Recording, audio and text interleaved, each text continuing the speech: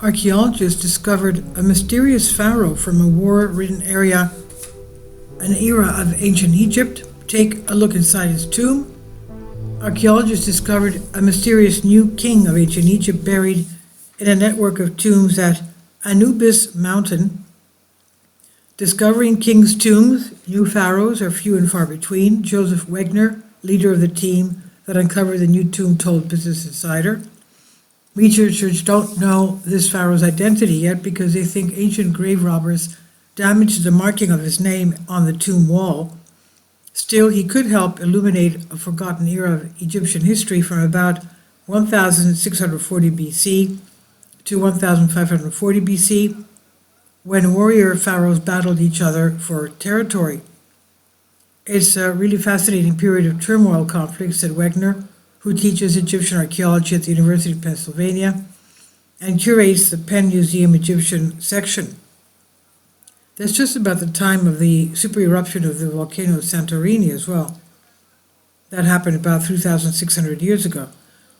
He said it gives birth to the New Kingdom, the famous golden age of many of the well-known pharaohs like King Tut and the Ramesses kings, he added.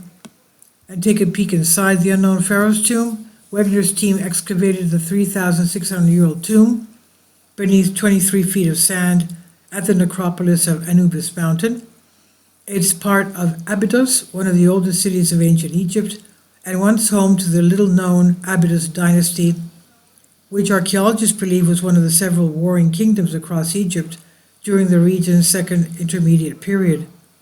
It's a mystery dynasty, Wegner said, of the Abydos kings. Today, the ancient city is home to the sprawling architectural site where the Abydos kings turned the necropolis into a royal cemetery.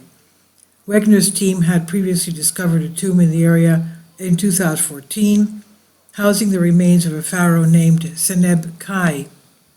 Seneb-Kai was evidence for the wars of that time period. Ancient tomb raiders had pulled his body out of the burial site and left it in another chamber. Centuries later, researchers examined the skeleton and found 22 traumatic wounds in his bones, including battle axe blows that cracked his skull. They concluded he died in battle. The walls of Seneb-Kai's tomb were adorned with colorful paintings, including hieroglyphs of the king's name. Then they discovered 7 other undecorated tombs surrounding his, for a total of 8 Abydos kings. We believe we had exhausted all the evidence until this last winter season at Abydos, where we began working in a new section of the site, Wegener said. Lo and behold, there's another one of these tombs which is much larger in size than the ones we had found previously.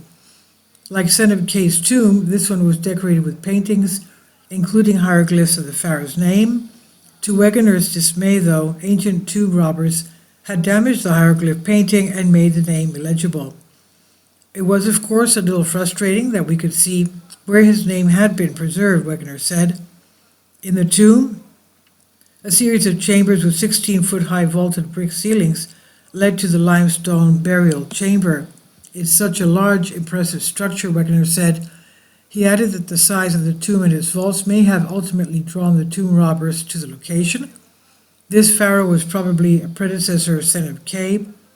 From small, dedicated monuments in the region, Wegener knows of 2 Abydos kings who have not been found yet, who could be the person in this new tomb.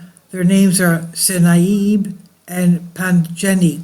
Wegener still hopes to confirm the new king's identity. The archaeological team may find clues that it excavates the surrounding area. Wegener said they finished excavating the tomb's interior since discovering it in January.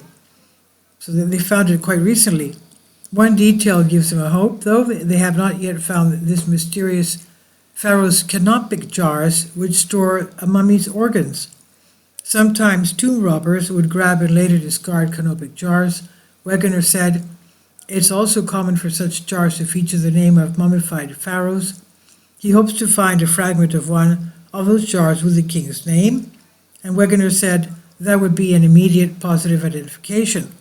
Wegener plans to return to the site this summer for further excavations. They have a sizable area where they want to keep digging, he said, both for future further evidence from this tomb and to check for other tombs as well. The Anubis mountain area has yielded much more history than Wegener expected when he began working there in the 1990s. We realize it's a full royal cemetery, he said, like the Valley of the Kings. This is from Business Insider on DNYUZ. Please leave your comments and thank you for your support. Please support my Patreon account. The daily posts are 5 videos daily, and they are totally different from what I have on my YouTube channel. Thank you so much for your support and that you find all my content so interesting. You'll find the Patreon account details in the description box below.